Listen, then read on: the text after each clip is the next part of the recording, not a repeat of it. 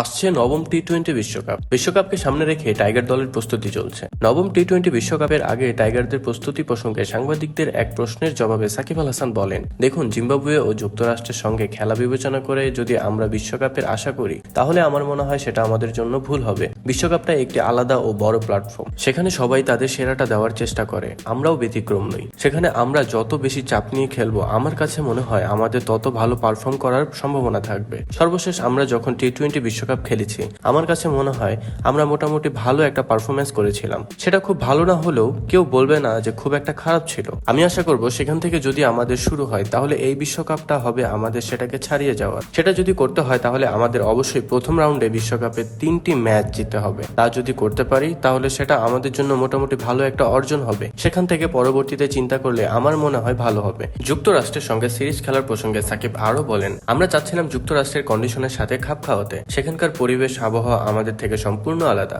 আমাদের অনেক দক্ষ খেলোয়াড় রয়েছে যারা ইতিমধ্যে আপনারা জিম্বাবুয়ে ম্যাচের সময় দেখেছেন, কিন্তু তাদের অনেকেরই যুক্তরাষ্ট্রের খেলার অভিজ্ঞতা নেই। কয়েকজন খেলোয়াড় ফ্লোরিডাতে খেলার অভিজ্ঞতা আছে, কিন্তু সেটাও বেশ কয়েক বছর আগে। কিন্তু সেটাও বিশ্বকাপের মতো বড় প্ল্যাটফর্মে খেলার জন্য যথেষ্ট নয় বলে মনে করেন সাকিব। বিশ্বকাপের আগে নিজেদের প্রস্তুতির কোনো ত্রুটি রাখতে নারাজ তিনি। সাকিব আরো বলেন, তাছাড়া শক্তিশালী কোনো টিমের সাথে খেললে আমাদের প্রস্তুতিও ভালোভাবে নেওয়া যায়। যুক্তরাষ্ট্রের মতো শক্তিশালী কোনো টিমের সাথে খেললে আমরা আমাদের সেরাটা দিতে পারলে আমাদের খেলোয়াড়দেরও কনফিডেন্স অনেক বেড়ে যাবে, সেই সাথে অভিজ্ঞতাও, যেটা আমাদের বিশ্বকাপে নিজেকে প্রমাণ করার মাইলফলক হিসেবে কাজ করবে। নিউজিল্যান্ডের ও পাকিস্তান দলের সাথে আমরা বিশ্বকাপ খেলতে গিয়েছিলাম। স্বাভাবিকভাবে আমাদের প্রস্তুতি ভালোভাবেই হয়েছিল। আমাদের খেলোয়াড়রাও তাদের সেরাটা দিয়ে চেষ্টা করেছে।